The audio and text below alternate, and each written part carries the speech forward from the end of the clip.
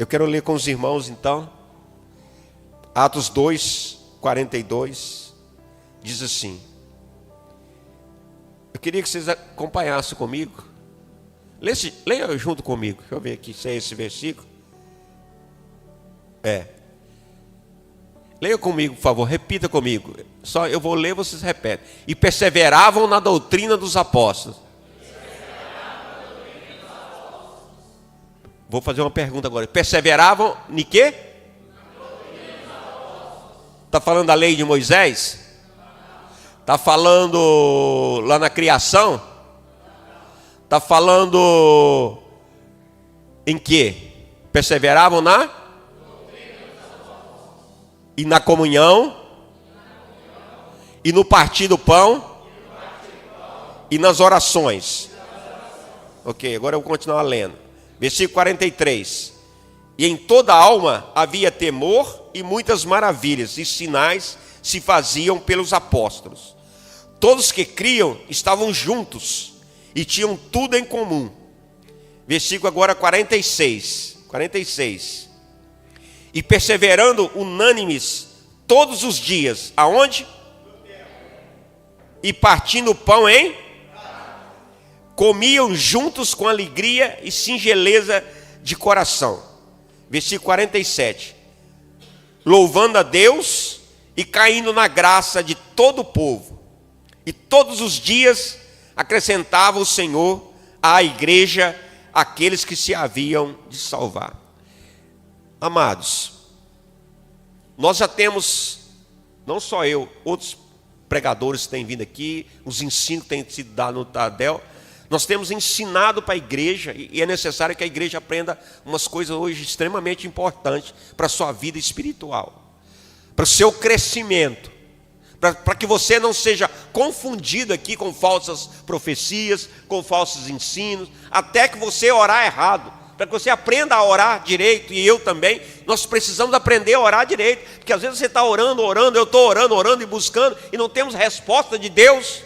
Pode ser por uma série de coisas, mas às vezes nós não estamos sabendo nem como orar. E a Bíblia diz que nós não sabemos como orar. Mas aqui tem umas coisas muito interessantes. Então nós, queridos, precisamos caminhar na doutrina dos apóstolos. É o que nós lemos aqui, é o que a Bíblia nos ensina, é o que Paulo nos ensinou através da sua palavra, que a igreja deve ser edificada, ou seja, construída na doutrina dos apóstolos. A sua vida espiritual precisa estar de acordo com a doutrina dos apóstolos. A minha vida espiritual precisa estar de acordo com a doutrina dos apóstolos. Segunda coisa que ele colocou aqui, na comunhão. Uma igreja forte é uma igreja que vive em comunhão, que anda em comunhão. Uma igreja dividida, uma igreja, cada um pensa para si, cada um quer fazer o que quer, não é uma igreja forte, é uma igreja fraca. E aqui nós vamos ver o resultado dessa união. Está falando aqui da igreja primitiva, a igreja que começou logo depois que Jesus morreu, os apóstolos começaram. O início da igreja primitiva. E alguns dizem que a primeira igreja é católica, não, a primeira igreja foi a igreja dos apóstolos, a igreja primitiva. Nós somos descendentes, vamos dizer assim, dessa igreja. Então a comunhão é necessária, a comunhão na célula. Por que tem reunião na célula? Nós lemos aqui que eles se encontravam no templo e nas casas. E nas casas, que eles faziam? Eles comiam. Então nós temos a célula, nós temos um momento de falar da palavra de Deus, de louvar a Deus, e depois nós temos um momento de comunhão em conjunto. Nós vamos participamos juntos do partir do pão, ali na célula. Olha como é importante, queridos. Tanto você está aqui no templo, como você está na célula. Você que não está indo na célula, precisa ir na célula.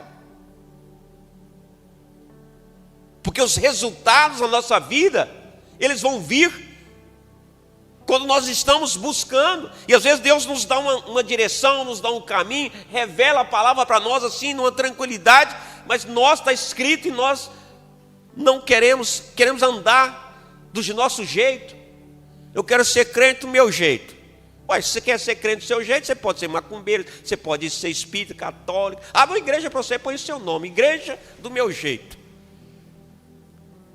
A igreja não é do meu jeito. Você pensa que a igreja é do pastor Drauzio, do meu jeito? Irmãos, eu não faço uma pintura aqui sem orar. Eu posso até me confundir. Mas não faço uma pintura aqui sem orar, sem perguntar a Deus se está do jeito dele, na vontade dele, no propósito dele.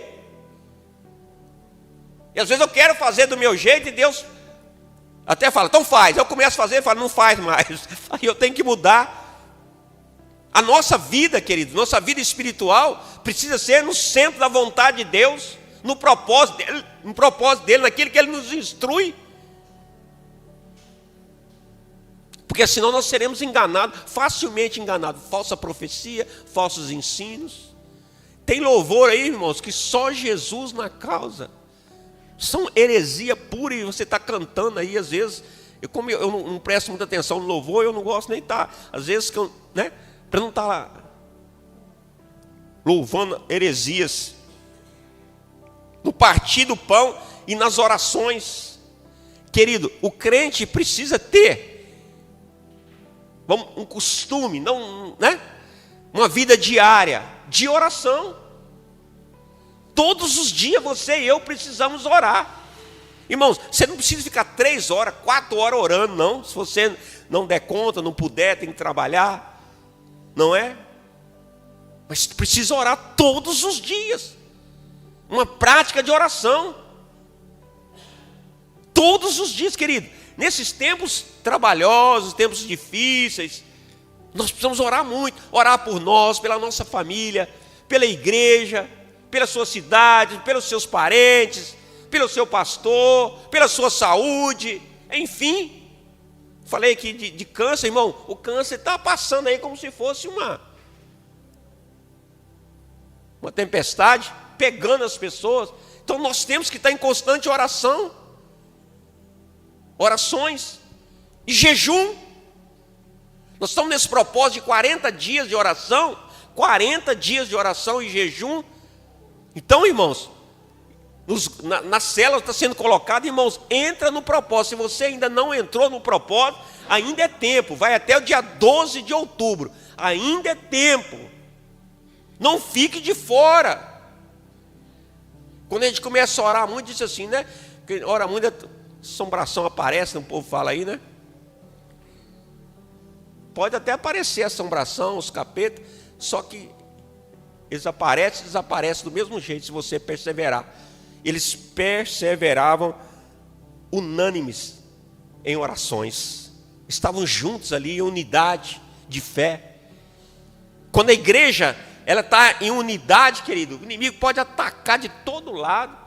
Às vezes fere um pouquinho, né? Fica alguns feridos, mas ele não suporta. Aí é nós que vamos para cima dele. E a Bíblia diz que as portas do inferno não vão suportar. As portas do inferno, meu querido, não pode superar, não pode vencer a igreja. Nós precisamos entender isso. Então, ore. Ô, pastor, estou com uma luta lá em casa, ore dobrado. E a luta aumentou, ore mais, jejue mais. O diabo levanta, você levanta mais em oração. Levantou, você jejua mais. Vença o diabo. A Bíblia diz que é para resistir ao diabo. Se achega a Deus e resiste ao diabo. Tem gente que até se achega a Deus, mas quando o diabo vem, ele não resiste. Resista ao inimigo das nossas almas. Deus tem guardado essa igreja. Deus tem abençoado essa igreja. E Deus quer abençoar as suas vidas. Deus quer abençoar pessoas aí na cidade. Primeiro com a salvação, com saúde, com a família. Mas é preciso perseverar. Tem provas? Tem provas sim. Por isso que na prova nós temos que estar orando. Nós temos que estar orando, jejuando, perseverando, unânimes, juntos, aqui em oração. Então nessa campanha, querido, quem está de fora, acho que tem 2 livros ainda, quem não pegou o livro, pega o livro, participe da campanha. Se alguém mais precisar, nós vamos providenciar. Não fique, querido, sem estar orando. Participe dessa campanha, desse propósito de oração. E aqui, queridos, nós vamos vendo os resultados da igreja primitiva e perseverando unânimes todos os dias, no templo e no partir do pão na casa, comiam juntos com alegria e singeleza de coração.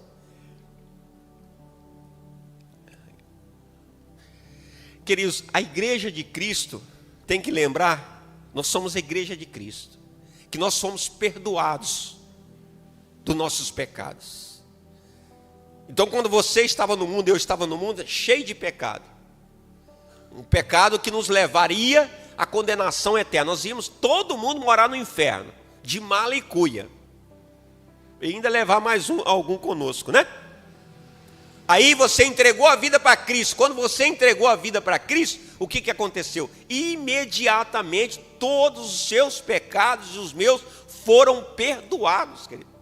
E a Bíblia diz que Deus não se lembra mais, Hebreus 10, diz que Deus não se lembra mais dos seus pecados. Então, quando a pessoa chega até a igreja, nós temos que ter isso em mente, essa clareza. Pode ser um bandido, pode ser um alcoólico, pode ser um viciado. Se verdadeiramente ele entregou a vida para Cristo, naquele momento, tudo para trás foi esquecido por Jesus. Se Jesus esqueceu, nós também temos que esquecer. Nós não podemos estar contabilizando o pecado das pessoas. Você já viu que os crentes hoje virou contador? Fica contando o pecado dos outros. Ó, aquele ali pecou 1, pecou 2, aquela ali pecou 2, aquele pecou 3, pecou 4. É contador. Nós estamos medindo, nós estamos usando régua de medir a vida das pessoas, e as pessoas já foram perdoadas. Você sabe quem que era a régua de medir lá no céu? Você sabe quem que era? Satanás. Ele era o Lúcifer. Ele era o aferidor de medidas lá. Ele que media. Aí ele tropeçou, foi chutado. Deus chutou lá de cima, mandou ele para o inferno. Então, se você e eu ficarmos contabilizando o pecado dos outros, ou mesmo os nossos, você está igualzinho Satanás, aferindo o pecado dos outros, a medida dos outros. Nós temos sim que buscar santidade, mudança de vida. Mas quando as pessoas chegam até a igreja, nós precisamos recebê-las como Jesus o recebe. Agora eles são filhos de Deus. E nosso irmão, nós temos que abraçá-los como pessoas perdoadas. E nós às vezes não estamos fazendo isso. Nós que estamos pecando, querido, quando nós não fazemos isso. Nós precisamos receber essas pessoas como Jesus quer que a gente os receba, como filhos perdoados. Agora, eles não são mais filho de João, filho de Antônio, filho de matador, filho de vagabundo, filho de não sei o quê, filho de prostituta. Agora eles são filhos de Deus. E nossos irmãos, então nós temos que abraçar essas pessoas, acolher essas pessoas com amor. Lá na célula, chega uma pessoa lá na célula toda atribulada, você precisa receber com este amor, trazê-los para a comunhão conosco, ajudá-los. Aqueles que estiverem na fraqueza da fé, passando por dificuldade, nós precisamos ajudá-los. Essa é a comunhão que Jesus espera da igreja. Veja bem, quem lembra da história do filho pródigo, do filho mais novo? Vocês lembram? Ele pediu herança do pai, foi para a prostituição, gastou o dinheiro todo, torrou dinheiro com prostituição, com prostituta, com tudo que não presta. Quando acabou tudo, ficou na miséria, ele resolveu voltar para casa. E o pai, que tipifica, que representa a Deus, como é que o pai recebeu esse filho que estava desviado? Botou ele de castigo, apontou todas as prostituições, todos os erros dele, falou assim: seu safado, você gastou o dinheiro todo, ficou na prostituição. Foi assim que o pai o recebeu? Não, 1000 vezes não. O pai o recebeu como um filho, Porque é assim que nós temos que receber as pessoas. Recebeu como filho, deu para ele uma capa, deu para ele uma sandália e um anel, ou seja, é a honra como filho, uma aliança como filho.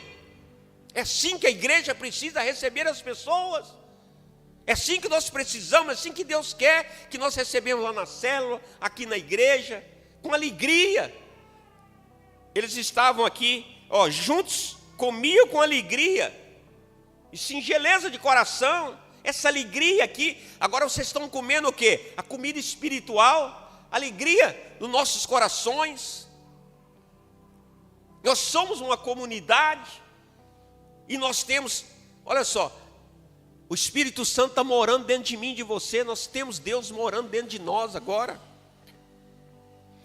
O versículo 47 diz assim: louvando a Deus e caindo na graça do povo. Irmãos, se nós formos numa comunidade, do jeito que está aqui na palavra, receber as pessoas com alegria no coração, com amor, como irmão, como pecadores perdoados, amados.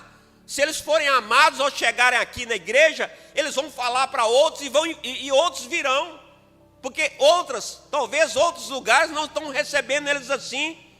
A mulher veste uma saia, se acha superior que a outra que veste mini saia. Irmão, isso não é igreja. Isso não é a igreja de Cristo. Nós aqui não somos superiores a ninguém. Eu não sou superior a ninguém. Eu só estou aqui na frente, vocês só estão sentados aqui porque Jesus nos escolheu, nos chamou e nos deu a oportunidade para estar aqui. E olha o que acontecia, caindo na graça do povo. Se a igreja tiver esse costume, vamos dizer assim, esse proceder, essa vida diária de amar as pessoas, perdoar as pessoas, não ficar julgando as pessoas. Irmãos, dentro da igreja nós precisamos estar perdoando as pessoas todo o tempo. É igual no casamento. A pessoa, se o marido e a esposa ficar brigando o tempo todo e não perdoar, 3 Antontes você fez isso, mês passado você falou aquilo. Irmãos, não tem casamento.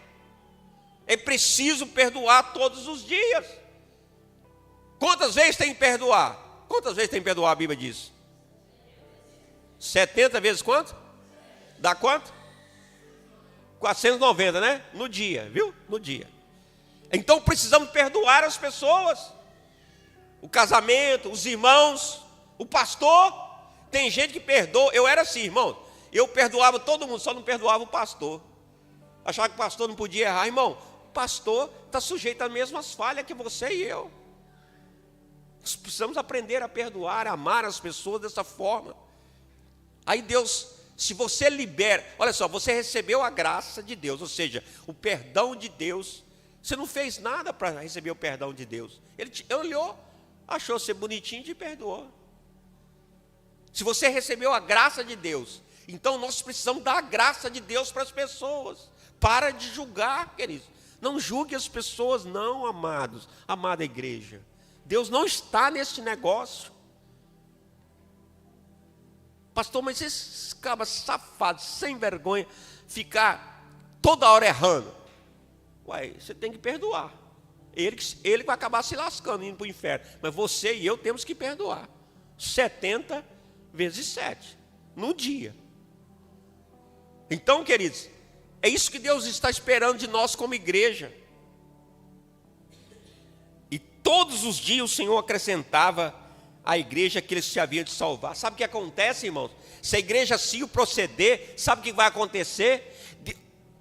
Deus vai começar a trazer os seus familiares, seus filhos, seus pais, seus irmãos, pessoas que você ama, que está desviado, que está fora da igreja. Se a igreja proceder assim, uma igreja forte, em oração, perseverar em oração, em unidade, Deus vai começar a trazer, Deus já está trazendo os familiares, vai trazendo um, vai trazendo outro, vai salvando um, vai salvando outro, vai libertando todo mundo. Mas a igreja precisa entender isso, é simples, simples assim.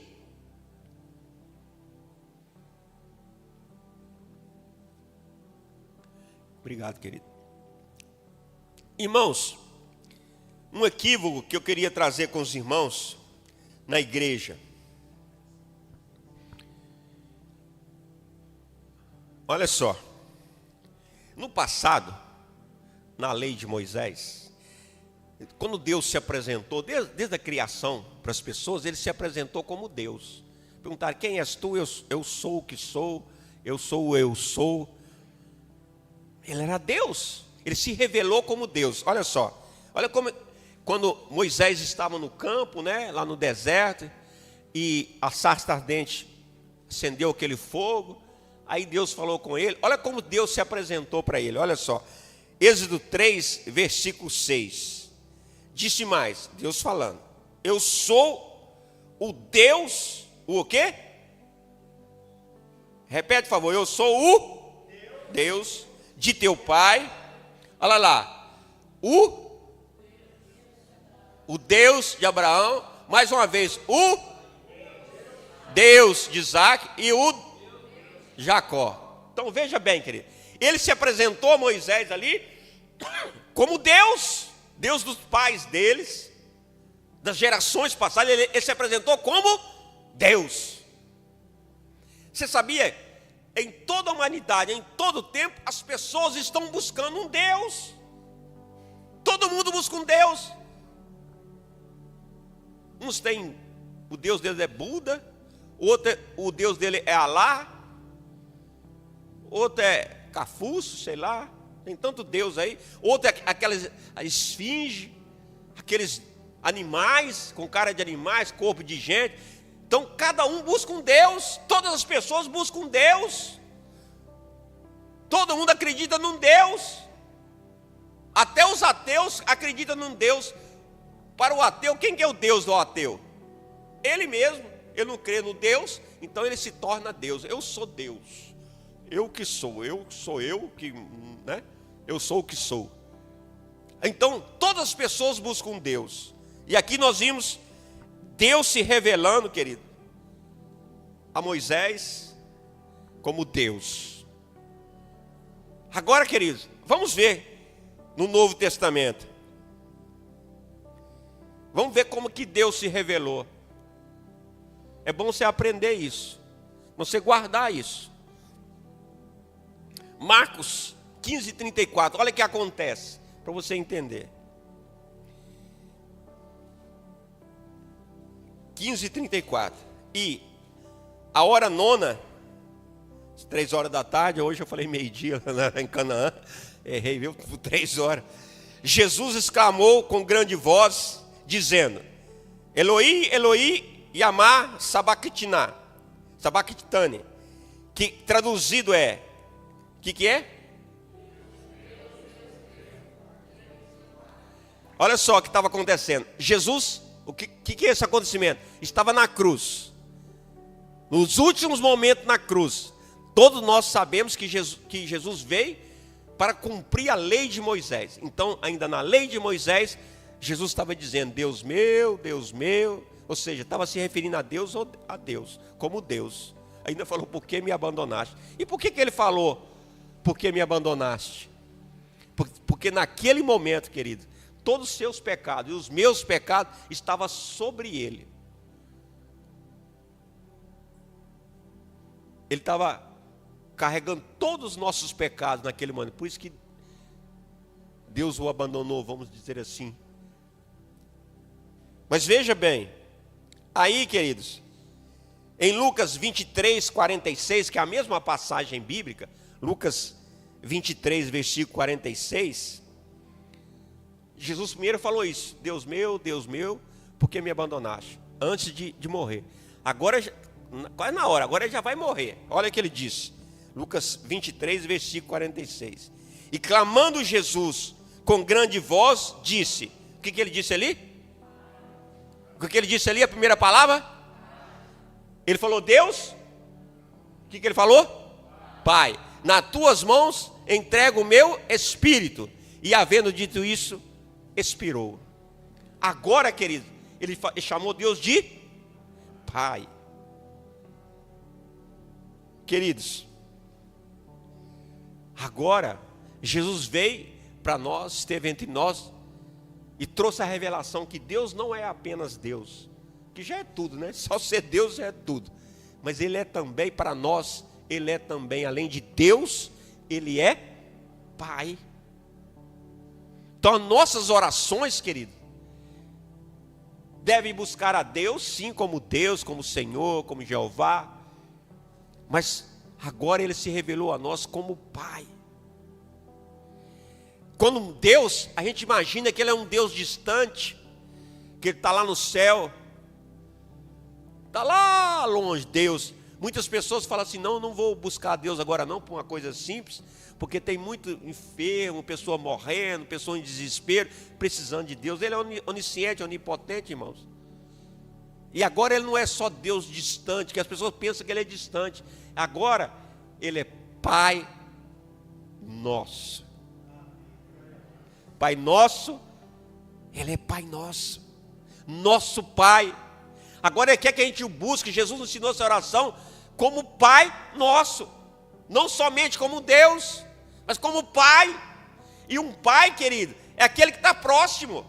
Um pai de verdade. Talvez o seu pai não esteja próximo, talvez seu pai te abandonou, talvez você nem conheceu o teu pai, talvez você nunca viu falar nem quem é teu pai não esteve presente, mas o Pai nosso, para não estar longe de mim e de você, Ele faz morada em mim e em você.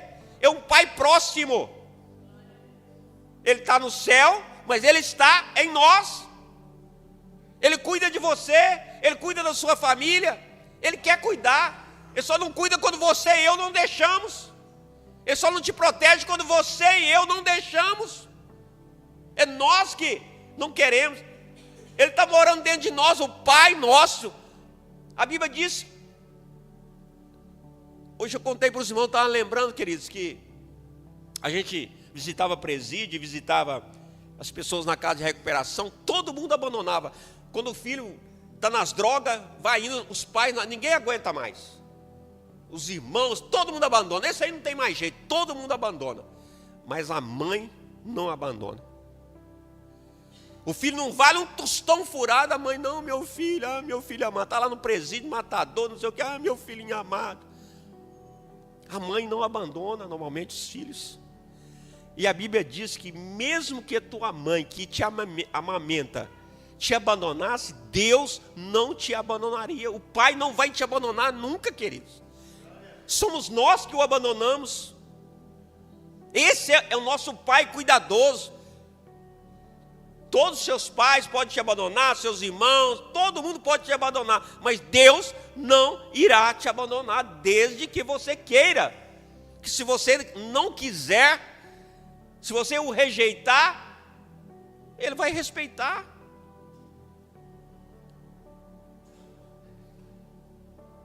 Olha só, aí aqui em João 4, versículo 10, aquela história que Jesus encontrou a samaritana, e Jesus se revelou para ela. Vamos ver como é que Jesus se revelou para ela? Vou pular para o versículo 23, João capítulo 4, versículo 23. Aí Jesus disse para ela assim, conversando com a mulher, explicando algumas coisas para ele, disse assim, mas a hora vem, põe o versículo 23, olha só, acompanha comigo ali. Mas a hora vem, e agora é, que hora que é? Agora, diga agora, diga hoje, diga agora, em que os verdadeiros adoradores adorarão a Deus. Adorarão a quem?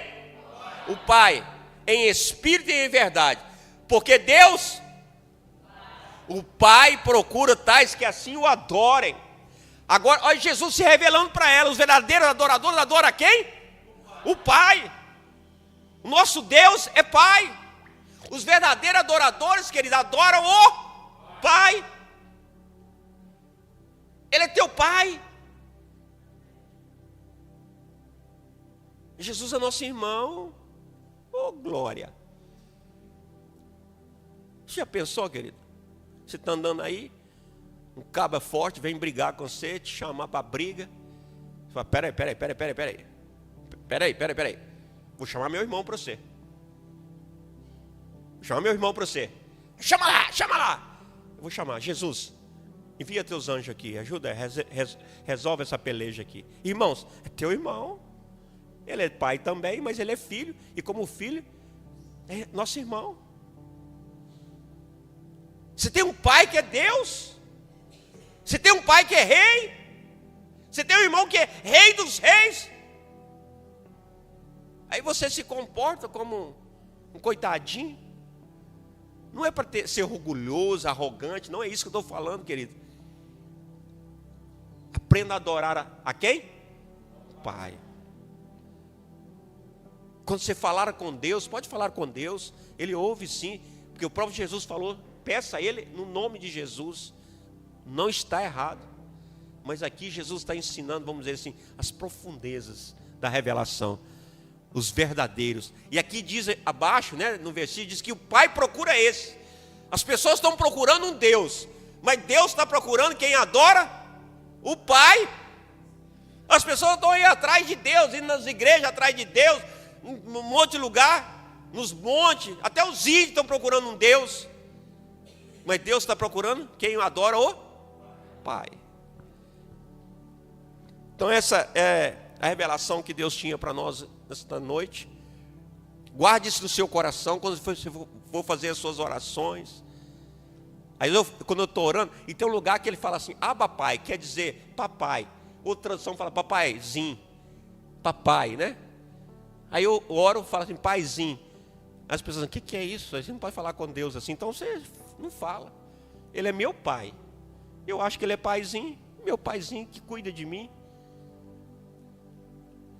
Cuida de você. Tenha intimidade com ele, irmão. Ele mora aqui, ele cuida de nós. É o nosso paizinho, o papai, Abba Pai.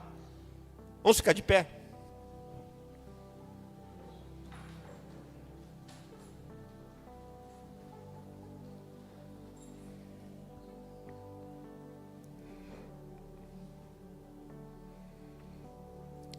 Vamos orar. Fecha seus olhos.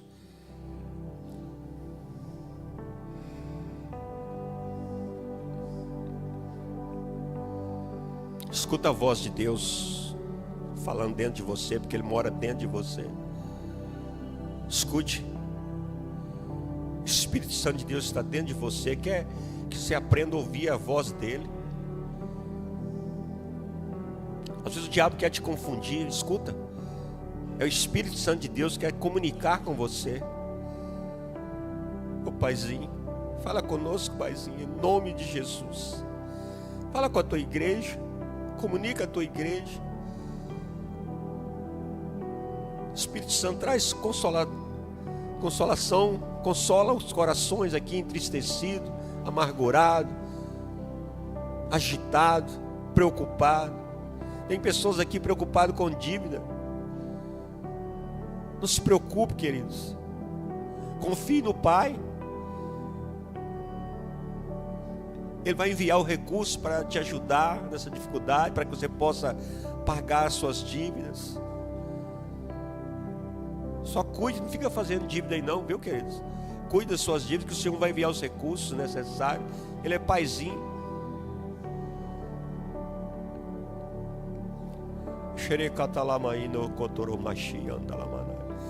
Paizinho, Pai querido, papai, Pai do céu, Pai amado, nós te louvamos, Pai, nós te adoramos nesta noite, em nome de Jesus. Nós reconhecemos que só o Senhor é Deus, nosso Pai. Oh papai, cuida do teu povo, cuida da tua igreja, não deixe que a tua igreja enfraqueça, nem se desvie, nem se afaste da tua palavra, da tua presença. Prepara o teu povo, Senhor, fortalece o coração do teu povo, traga bênçãos para aqueles que estão necessitando, oh Pai. Alguns não poderão suportar, Senhor. Envia as bênçãos necessárias, a porta de emprego, prepara casamento, Pai.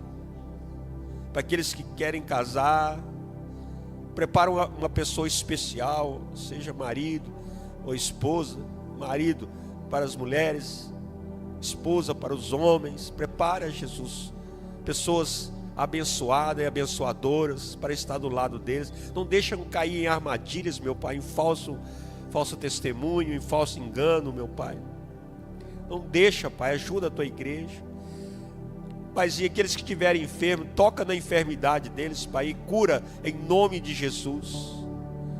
Os apóstolos oraram, Pai, e pediram ousadia para anunciar a palavra e sinais. Então faça sinais aqui nesse lugar, nesta noite.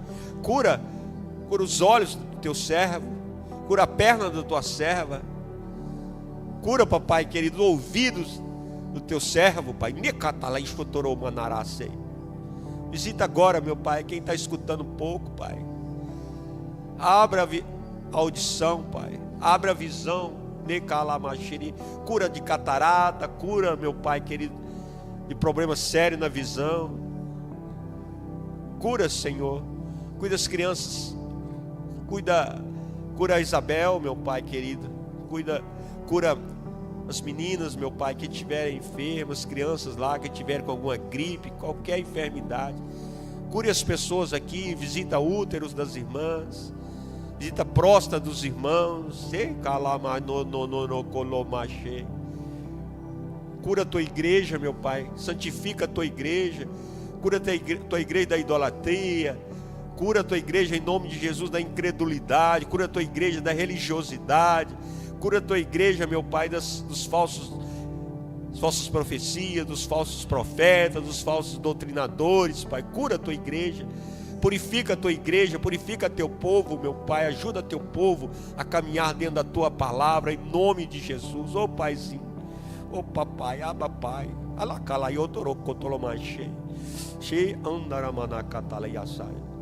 Abençoa minha família, minha esposa, meus filhos. Abençoa as famílias dos irmãos que estão aqui, Pai. Daqueles que não puderem estar aqui, daqueles que estão nos ouvindo pela internet ou vão nos ouvir na internet. Abençoa, cura, liberta, batiza com o Espírito Santo, Senhor. Faz uma grande obra em nós e através de nós. Em nome de Jesus. Em nome de Jesus, Pai. Que a tua carruagem de fogo possa andar aqui sobre esta igreja, Pai.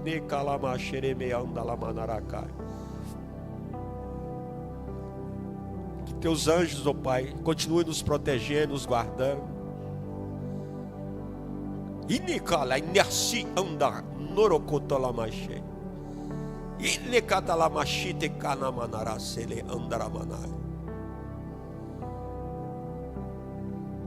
Amém, igreja?